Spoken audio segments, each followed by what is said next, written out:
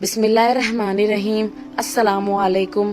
عرب کے لوگ پرلے درجے کے جاہل، نادان اور خدا کے دین سے بے خبر ہو گئے تھے اور شرک و کفر میں ایسے پھنسے تھے کہ ان کی برائی وہ سن بھی نہیں سکتے تھے۔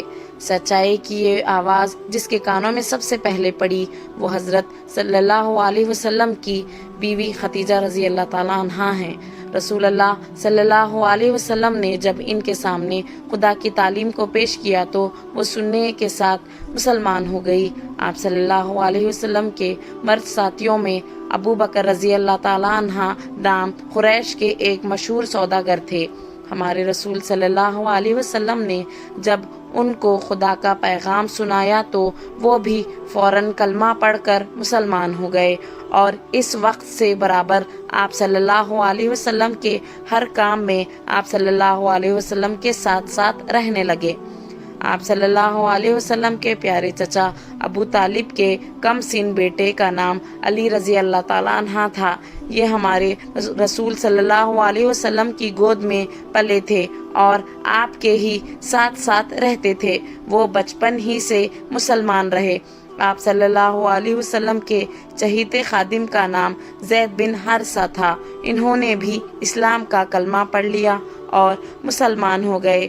تو دوستوں، اس کے بعد آپ صلی اللہ علیہ وسلم نے اور حضرت ابو بکر رضی اللہ تعالیٰ عنہ نے مل کر چپکے قریش کے ایسے لوگوں کو جو طبیعت کے نیک اور سمجھ کے اچھے تھے اسلام کی باتیں سمجھانی شروع کی۔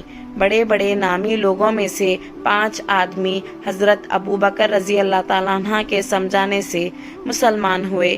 ان کے نام یہ ہیں: حضرت عثمان رضی اللہ تعالیٰ عنہ بن عفان، حضرت زبیر رضی اللہ تعالیٰ عنہ، حضرت عبد الرحمن رضی اللہ تعالیٰ عنہ بن عوف، حضرت سعد رضی اللہ تعالیٰ عنہ بن ابی وقاص اور حضرت طلحہ رضی اللہ تعالیٰ عنہ۔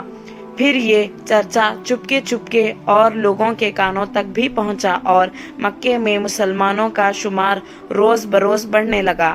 ان میں چند غلام بھی تھے جن کے نام یہ ہیں: حضرت بلال رضی اللہ تعالیٰ عنہ، حضرت عمار رضی اللہ تعالیٰ عنہ بن یاسر، حضرت خباب رضی اللہ تعالیٰ عنہ بن ارد اور حضرت صہیب رضی اللہ تعالیٰ عنہ۔ قریش کے چند نیک مزاج نوجوان بھی پہلے اسلام لائے، جیسے حضرت ارقم رضی اللہ تعالیٰ عنہ، سعید رضی اللہ تعالیٰ عنہ بن زید، عبداللہ رضی اللہ تعالیٰ عنہ بن مسعود، عثمان رضی اللہ تعالیٰ عنہ بن مظعون، عبیدہ رضی اللہ تعالیٰ عنہ۔ دوستوں، اب رفتہ رفتہ یہ اثر مکے کے باہر بھی پھیلنے لگا اور قریش کے سرداروں کو بھی اس نئی تعلیم کا سن گن لگنے لگا۔ ایک تو جہالت، دوسرے باپ داداؤں کے مذہب کی الفت، دونوں ایسی چیزیں تھی کہ قریش کے سرداروں کو اس نئے مذہب پر بڑا غصہ آیا۔ جو لوگ مسلمان ہو چکے تھے ان کو طرح طرح سے ستانے لگے۔ مسلمان پہاڑوں کے دروں اور غاروں میں جا کر چھپ کر نماز پڑھتے تھے اور اللہ کا نام لیتے تھے۔ ایک مرتبہ خود اللہ کے رسول صلی اللہ علیہ وسلم اپنے چچیرے بھائی حضرت علی رضی اللہ تعالیٰ عنہ کو ساتھ لے کر کسی درے میں نماز پڑھ رہے تھے کہ آپ صلی اللہ علیہ وسلم کے چچا ابو طالب آ نکلے۔ ان کو یہ نئی چیز عجیب معلوم ہوئی۔ بھتیجے سے پوچھا، یہ کیسا دین ہے؟ فرمایا، یہ ہمارے دادا حضرت ابراہیم علیہ السلام کا دین ہے۔ ابو طالب نے کہا، تم شوق سے اس دین پر قائم رہو، میرے ہوتے ہوئے تمہارا کوئی کچھ نہیں کر سکتا۔